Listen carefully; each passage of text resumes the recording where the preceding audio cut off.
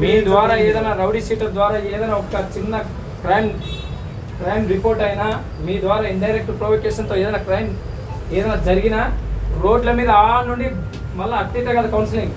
అరే పోలీసు వాళ్ళు రౌడీలని ఇట్లా కూడా కొడతారా, రాక్షసంగా ఇట్లా కూడా డీల్ చేస్తారనేటట్టు చూస్తా. అట్లా డీల్ చేయాల్సిన పరిస్థితి వస్తుంది.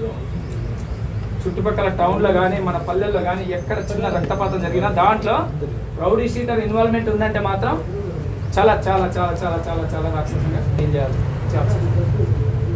ఇంకా దానికి స్థాయికి మించి లాఠీ వాడాలనా లేకపోతే ఏంది పిస్టల్ వాడాలనా అనేది మీ చేతుల్లో ఉంటుంది. మీరు మంచిగా ఉన్నారనుకో మేము కూడా గౌరవిస్తాం. అరే వాడు ఒకప్పుడు రౌడీ షీటరు, ఇప్పుడు ప్రశాంతంగా వాడు బతుకుతా ఉన్నాడు, వాడిని అనవసరంగా సఫర్ చేయకూడదు అని మేము కూడా ఏం చేస్తామో కొద్దిగా సింపతి ఉంటుంది.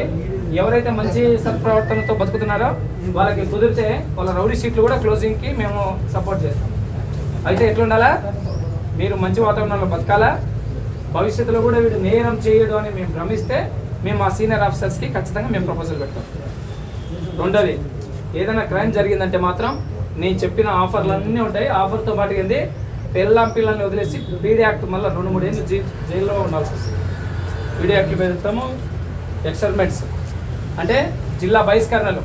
దయచేసి ఈ పరిస్థితులు పెట్టుకోవద్దండి. ఇప్పుడు నా జీవితంలో మనిషి లివింగ్ స్పాన్ చాలా తక్కువ.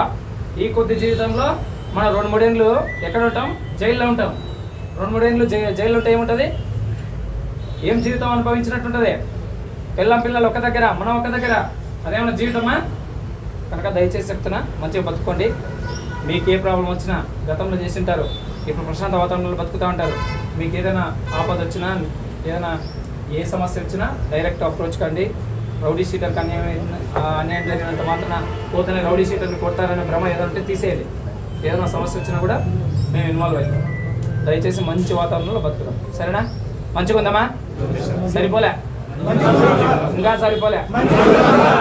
దయచేసి మీరు మంచిగా ఉండండి, నన్ను మంచిగా ఉండేటట్టు చేయరు. మీరు మంచిగా ఉంటే ఆటోమేటిక్గా మేమంతా మంచిగా ఉంటాం. మేము ఇంకా ఏదైనా మీరు మంచి వాతావరణంలో బతుకుతా అంటే మేము ఇంకా సోషల్ సర్వీస్ అంటే ఏదైనా పబ్లిక్ని ఇప్పుడు క్రైమ్ ఎట్లా అంటే ఇప్పుడు మీ ఏంది మర్డర్లు, కిడ్నాప్లు అవన్నీ పోయినాయి.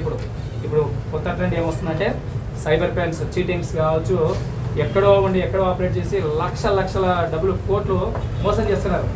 మీరు ప్రశాంత వాతావరణంలో మన వాతావరణాన్ని పులివెందలుగా మీరు సహకరిస్తే మేము ఏం కాన్సన్ట్రేట్ చేస్తామో, కంటికి కనపడని క్రైమ్ చాలా జరుగుతున్నాయి, ఆ క్రైమ్ మీద కాన్సన్ట్రేట్ చేస్తాం. అవి ఏం జరుగుతున్నాయి అంటే మీరు చేసేది కంటికి కనపడే క్రైమ్, కంటికి కనపడని క్రైమ్ చాలా ఉన్నాయి. ఆ క్రైమ్ ద్వారా చాలామంది సూసైడ్ చేసుకుంటున్నారు. అవి మా వరకు కొన్ని కంప్లైంట్లు కూడా రావట్లే. సైబర్ క్రైమ్, చీటింగ్లో ఎక్కడో ఉండేవాడు కోట్లు లక్షలు కొట్టేస్తున్నారు. వాడు ఏం చేస్తాడు, కొద్ది రోజులకి ఆర్థిక ఎకనామికల్ వాడు ఫుల్ఫిల్ చేసుకోలేక సూసైడ్ చేసుకొని చాలామంది చనిపోతున్నారు. కనుక మీరు ఫస్ట్ మీరు ప్రశాంతంగా ఎలాంటి క్రైమ్ జరగకుండా మీరు బాగుండండి.